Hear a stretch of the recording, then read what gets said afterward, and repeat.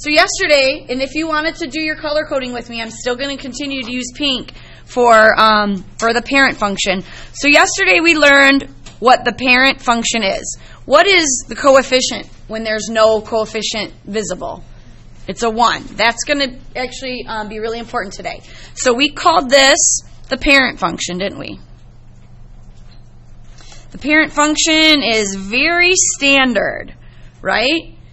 That's when the coefficient, meaning your A, has a value of 1, right? Remember when we factored, we said that's my A term? So when A equals 1, we're going to call that our standard width, meaning how wide is the parabola.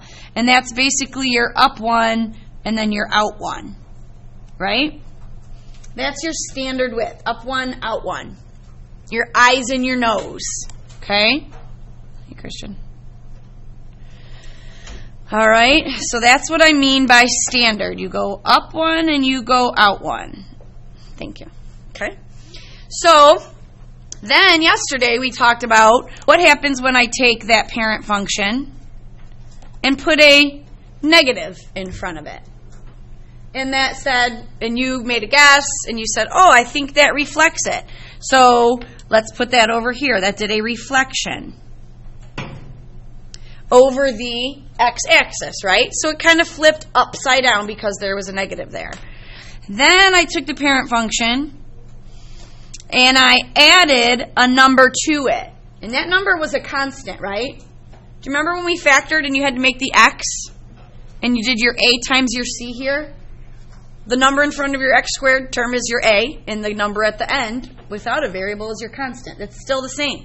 That's still your a is still 1, and your c is the constant. Okay? And that we called a, basically today I'm going to call it the Y-intercept. Okay? So your Y-intercept is the number that's kind of floating around there by itself. That's your c. Okay? All right, so now, today, what we're going to do, I'm only going to build on it one more time. I'm going to take the y equals x squared, and we're going to talk about what putting a number in front of the x squared term does. That's A. Okay, so Drake, make sure you're watching up here. Drake, somebody please. Okay, he's going to need help later. Okay, so y equals A, it doesn't matter.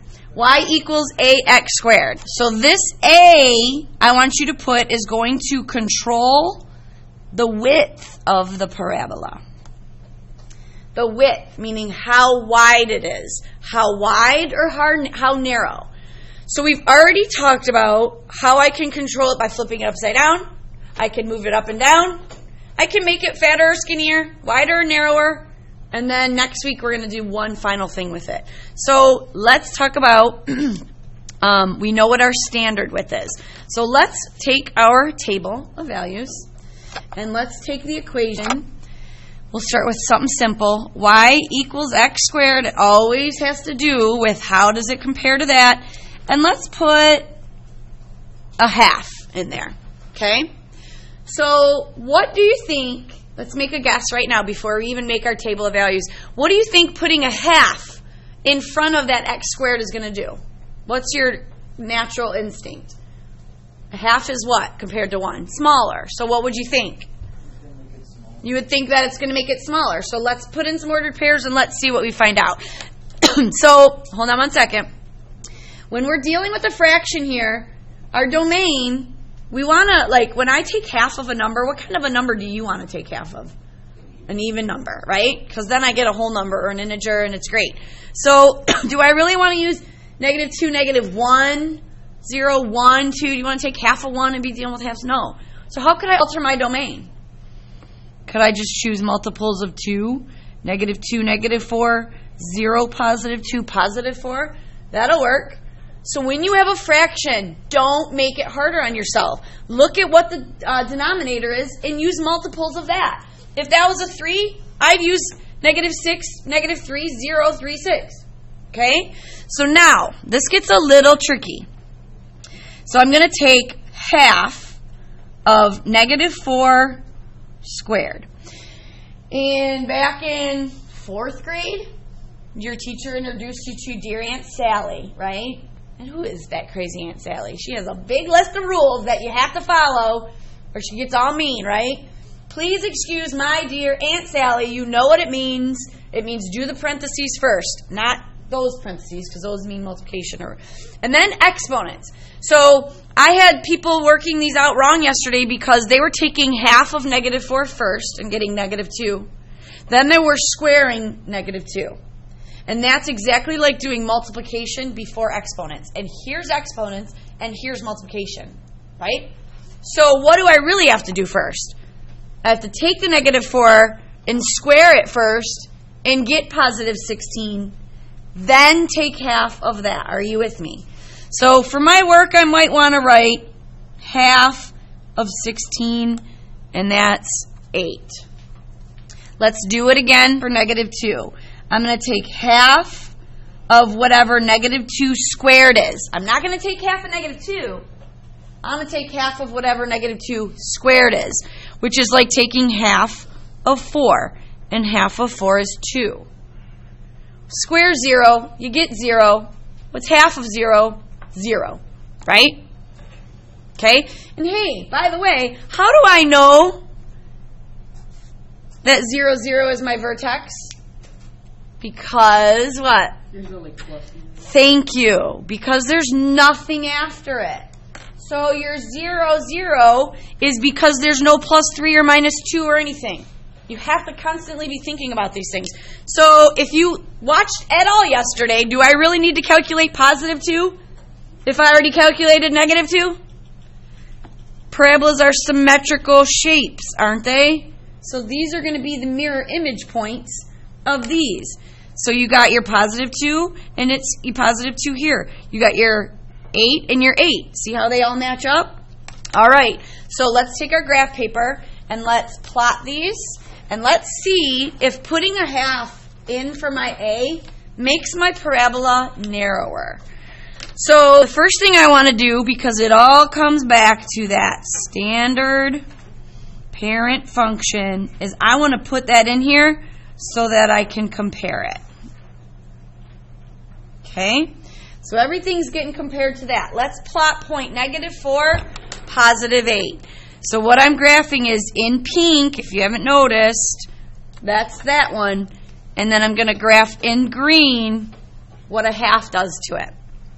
So I have -4 all the way up to +8. -4 right here. -2, +2.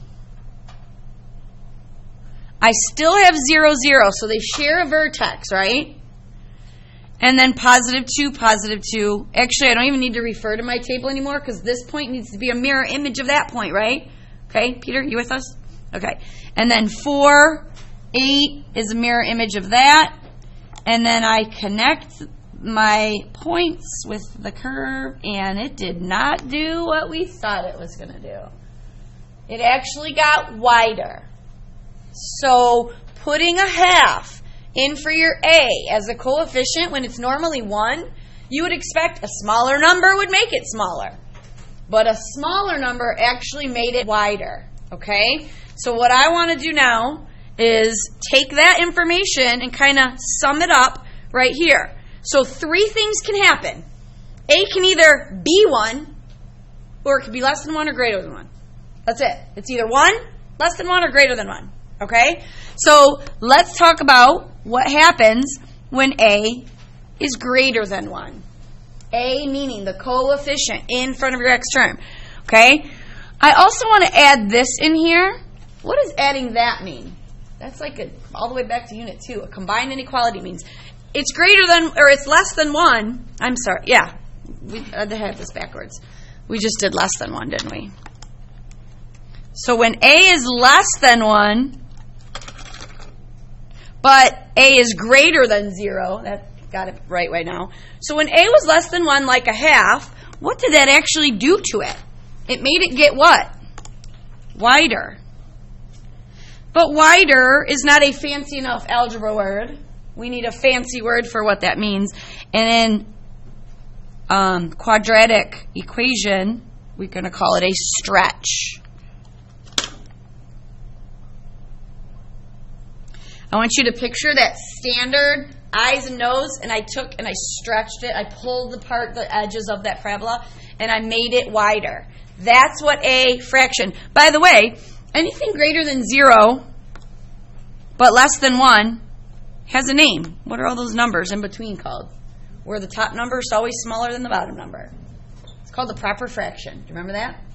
A proper fraction means it's always less than 1. So if you're looking at a proper fraction for your A coefficient, you know it's going to get wider. Okay? So now I want to point something out. See how helpful it was to have my standard one there, my standard eyes and my nose? Because there's a difference between graphing and sketching. Sketching means, just slap the vertex down there and give me a rough idea. A rough idea means I don't even need you to calculate these 2 points. Today we're only going to calculate one. But if I just said sketch it, if you use these standard ones as guideposts, you know what guideposts mean? Like when it's dark and you go to turn the light on and you're feeling for furniture. Oh, I know that's where the chair is, so I know the light's on the wall. Use those as guideposts. Okay, well, I know the up one over one is when A is 1. And so if A is less than 1, I'm just going to make sure I go on the outside of them. Do you know what I mean? So if A is a fraction, go on the outside of those two, and then you'll be good. Okay, to get the exact, we have to do a little bit of table of values, ordered pairs, but we'll talk about that. Okay, are we good with when that's a proper fraction? It's going to stretch it and make it wider. So now let's talk about what happens when I put a whole number in there, meaning when I actually make A greater than 1. So let's do a little bit of figuring out with that. So let's take y equals x squared, my parent function. I'm going to put a 3 in there right now. Okay. Actually, you know what? Before we even do that, let me just show you something on that we did in first hour, which was kind of interesting. I graphed some equations on my graphing calculator. I put in y equals x squared, which is the parent function. I put in what y equals 1/2 x squared would do. Hold on. Clear. Squared. Oh, geez. 1/2 x squared. And then I said, what do you think like 1/5 x squared would look like? So when you graph this, this is a great tool. So it shows you your parent function. I need to change the color, but this is your y equals 1/2, which we just did, a little bit wider. Y equals 1/5. Gets a little bit wider. So what's happening is the fraction's getting smaller. The parabola is getting even wider. So somebody said, what would 1/50th look like?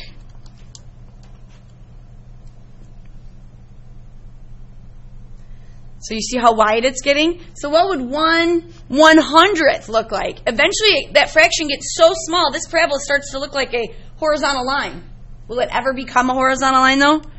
No. So let's take a look at what maybe 1/100th x squared would look like. I mean, do you see? And that's only 100. I could go 1/1000th, and it probably on this calculator wouldn't even show. So do you kind of have an idea of what putting a fraction in front does? It makes it wider, wider, wider. Okay. Which means you can probably guess what putting a 3 in there is going to do. Make it smaller. Make it smaller. But let's just kind of do a little bit of the math on this. Because it's not a fraction, does it matter what I choose for my domain? Can I choose -2, -1? Sure. Because I'm not multiplying anything by fractions. It's the fractions that can get ugly. All right. I want you guys to be able to really understand how this order of operations works. I have to take -2 and square it first, then multiply it by the 3. So that's going to be 3 times 4. I'm going to do the same thing with 1. I'm going to square -1. I'm not going to do 3 times -1, then square that. I'm going to do 3 times 1. Hey, just looking at it, do you see a y-intercept like Evan said a couple minutes ago? I don't see anything there. So I know it's going to be 0, 0 through the origin. And then if you know this, should you know that? By now we've learned they're symmetrical. So pretty much you don't have to do a whole lot of calculating. All right, if you can do one, you can find the other. So let's take our graph paper, and we kind of already know what we're expecting to see here. Let's just confirm that when you take a coefficient greater than 1 compared to the parent function, I like to add, I call this the bonus pair.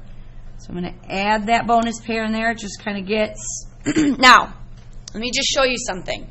If I were to say, sketch me something, right about what would that look like? You could do this. Well, it's going to go through the origin, and because 3 is bigger than 1, it's going to get narrower. I'm going to use the standard A width as my guideposts, and I'm just going to go somewhere inside. Is that good enough?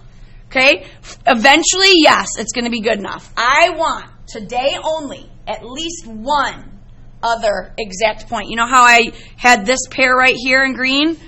Which isn't so bad at all, because technically all you have to do is find one and then find the mirror image of the other. So for this thing, well, actually we already made the table for this. Let's look at it. -2, +12. So -2, +12 is somewhere off the table up here. Then we did -1, +3. Oh my gosh, look at that. I am like the best sketcher ever. Because look where -1, +3 landed me. Right? I mean, there's not a whole lot of room anyway, so chances are you're going to hit it 0, 0, +1, +3, and +2, +12. If I were to keep going, it would eventually touch that. So, did this do what you expected it to do? No, it did the opposite. So a half makes it bigger. A 3 makes it smaller, right? So I want you to then think about this. What would, I'm going to give you one more problem and then we are done. I am going to take what I taught you yesterday. I taught you 2 things yesterday and 1 thing today. And I'm going to put them all in this problem right here. I'm going to say negative. I'm going to say 1/4. And then I'm going to say +3.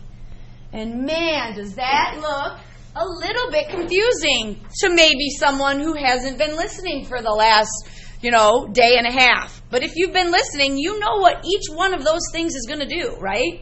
So now think about your description.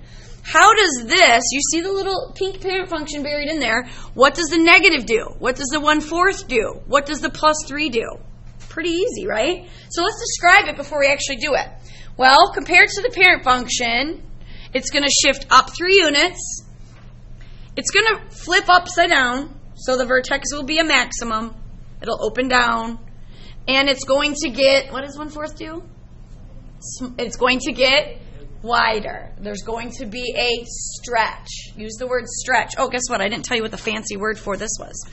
So when A is greater than 1, it doesn't get wider. It gets narrower or more narrow. And the fancy word for narrowing something, do you have athletes will sometimes wear those sleeves on their legs or their arms? What are those called? What are they? Compression, right? Because it's whatever its purpose of it is doing. So that's what we're going to call a narrowing of a parabola. We're going to call it a compression. Okay? So stretch versus compression. I want you to use those words. I don't want you to use wider and narrower. I want you to use a stretch or a compression. Okay? So let's walk through this one. It's going to go up 3, open downwards, and it's going to have a, what is it? If it's that, it's going to have a stretch. Okay, now do it. Do what you just told me that it's going to do. If you can describe it in words, you can put it on the graph, right? So let's put our standard width. Oops, not there. So here's this. How does it compare to that? Well, first it's going to shift up 3. I'm going to start with that because that's my Y-intercept. It's not my vertex. In this case, it's my vertex. Tomorrow it won't be. I'm going to flip it upside down. Now, at this point, if I wasn't being real picky, could you just use this point and this point as guideposts and go wider on the outside of those? Yeah. But today only, I want you to find at least one exact point. Whoa. Watch what that means for this. This gets a little crazy. So if I did y equals negative 1/4 x squared plus 3. Holy cow, to work on this, you better know your order of operations because you got exponents, addition, and subtraction. All in the same problem. Hey, what number do you want to use? I want to use 4 because that's what my denominator is. So if I use 4, don't deal with negatives. All right. Y equals negative 1/4 times 4 squared plus 3. Okay, I'm just going to actually go down with this because this is the only value I'm going to need for this whole table. So what should I do first? Exponents. I'm going to square 4. After I square 4, what am I going to do with it? Take a fourth of it, multiply it by a fourth. And then after I get that, I'm going to do what? Add 3. Woo! Ready? Let's do it.